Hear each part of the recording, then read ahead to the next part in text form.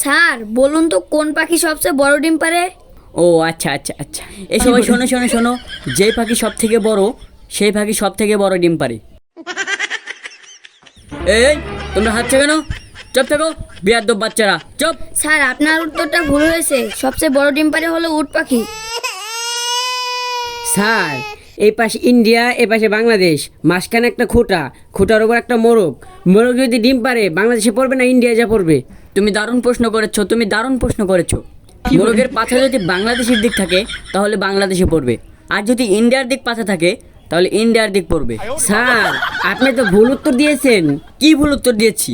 Sir মোরগ তো ডিমই পারে না। স্যার এই বালামটা বলে দেন, আমি পারছি না। ও এটা হচ্ছে সালাম। সবাই শোনো, সালাম বানাম যারা পারো না আমার কাছ থেকে শোনো। ছালার ভিতর গেলাম আর আলাম সালাম, ঠিক আছে? স্যার এটা কি বললেন? এটা তো বানাম হয়নি। এ চুপ থাকো, চুপ থাকো তুমি। এটা হলো অটো মাস্টারের শর্টকাটে বানান। তোমরা সবাই এভাবে বানান করবা। তোমরা সবাই আমাকে প্রশ্ন করেছো, আমি সবার প্রশ্নের ঠিকঠাক অ্যান্সার দিয়েছি। শালার অটোপাস মাস্টার বলে কি সব উত্তর ভুলভাল দিয়ে আর বলছি সঠিক উত্তর দিয়েছি। এখন আমাদের মাঝে প্রশ্ন করবে নুনু কাটা। সবাই চুপ থাকো। স্যার হাসপাতালে তো আগুন লেগেছে, বাড়িতে আগুন লেগেছে, আরো স্কুলে তো আগুন লেগেছে, এখন অ্যাম্বুলেন্স কোথায় আগে আগুন নেভাতে যাবে?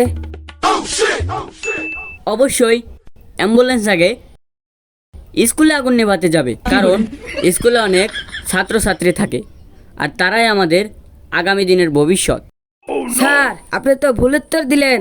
অ্যাম্বুলেন্স তো আগুনে নেবায় না, অ্যাম্বুলেন্স টানে রুগী।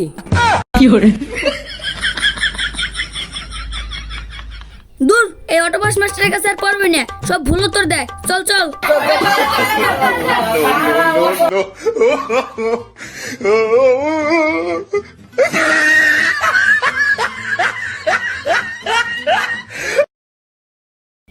এই সবাই শোনো,